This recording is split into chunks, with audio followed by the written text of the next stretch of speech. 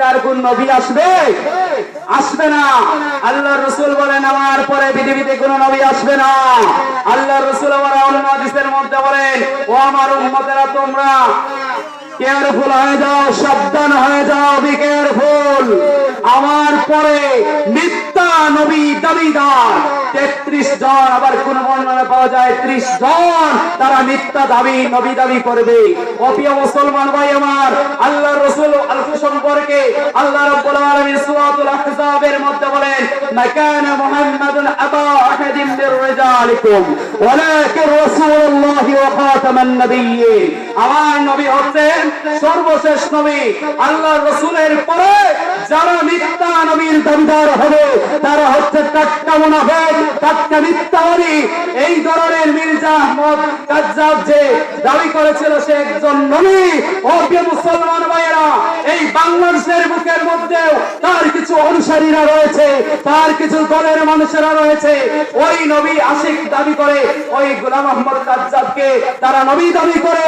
প্রিয় মুসলমান ভাইয়েরা আমার, আল্লাহর রাসূলের পরে পৃথিবীতে কোন নবী এবং রাসূল আসবে না।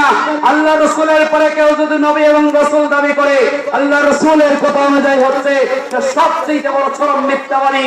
আমি একটা কথা বলে যাই, যুগে যুগে আলেম ওলামারা বলেছেন, আমাদের মাথার মুকুট আলেম ওলামারা বিভিন্ন সময় বলেছেন, যারাই কাদিয়ানী, যারাই নবী দাবি করবে তাদেরকে বাংলার জমিনে তারা মুসলিম নামে পরিচয় দিতে পারে না। পৃথিবীতে যেভাবে হিন্দু ভাইয়েরা আমার, তারা হিন্দু পরিচয় দিয়ে বেঁচে থাকে, বৌদ্ধ ভাইয়েরা যেভাবে বৌদ্ধ পরিচয় দিয়ে বেঁচে থাকে, খ্রিস্টানরা যেভাবে তারা খ্রিস্টান হয়ে বেঁচে থাকে, ইহুদিরা যেভাবে ইহুদি হয়ে বেঁচে থাকে, ঠিক তদ্রূপভাবে কাদিয়ানীরা তারা কাদিয়ানী হিসেবে বেঁচে থাকতে পারে, এটা তার অধিকার, কিন্তু সে মুসলমান হিসেবে বেঁচে থাকতে পারে না। তার আইডেন্টি কার্ডের মধ্যে মুসলিম লেখা যেতে পারে না, কারণ সে আল্লাহর রাসূলকে মিথ্যাবাদী বলে, সে আল্লাহর রাসূলের উপরে বলে আমরা নবীর আশিক, আমাদের নবী আরেকজন এসেছে। আল্লাহ বলেন খাতামুন নবিয়্যিন, নবী মুহাম্মদুর রাসূলুল্লাহ হলেন সর্বশেষ নবী। তারা বলে না, গোলাম আহমদ আরেকজন নবী।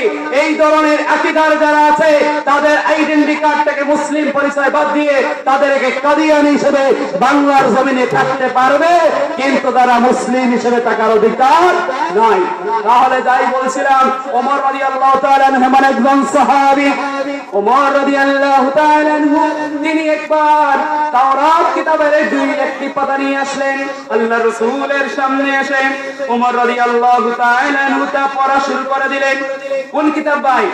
তাওরাত কিতাব। নবী মুসা আলাইহিস সালামের উপরে যেই কিতাব নাযিল হয়েছিল ওই কিতাবের কয়েকটি পাতা নিয়ে তিনি আসলেন, এসে ওমর রাদিয়াল্লাহু তাআলা আনহু এই কিতাবগুলো পড়া শুরু করে দিলেন।